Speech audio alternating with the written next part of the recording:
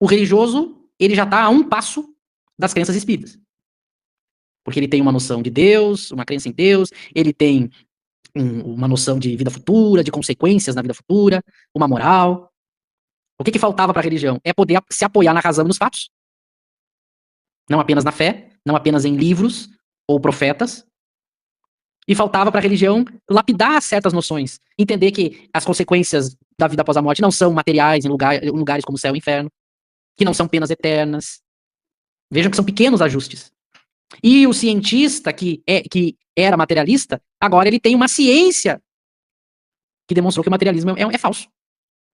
Então ele não precisa jogar fora o valor que ele dá para a cientificidade, e ele pode agora, com tranquilidade, ter a crença, ter a fé nas coisas que a religião dizia e ele repelia.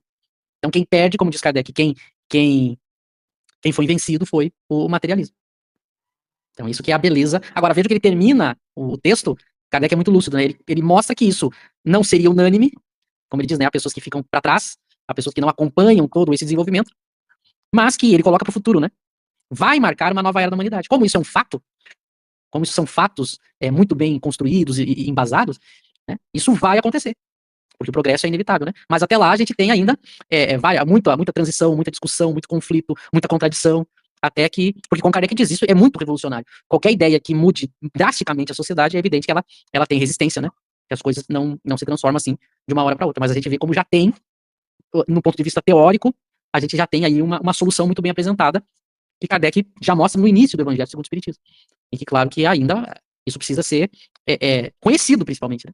Vejam que disso que a gente apresentou, que é extremamente algo que ainda falta muito para se concretizar, então vejam como isso está muito lá na frente, a gente tem, como eu costumo sempre dizer, a gente tem, nesse momento, um primeiro passo, que é voltar a Kardec.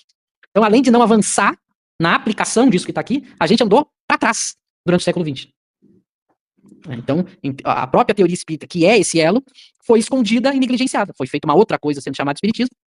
Então, imagina, mesmo com a doutrina de Kardec sendo trazida à luz para a sociedade, isso é uma coisa que demora para acontecer. Imagina nem sendo conhecido, como foi que aconteceu. Então, a gente tem primeiro, eu sempre digo, a gente tem primeiro uma luta interna, que é fazer o próprio movimento espírita voltar a Kardec, entender Kardec como uma ciência, e não como mais uma religião, para daí a gente começar a ter alguma influência fora dessa bolha, né?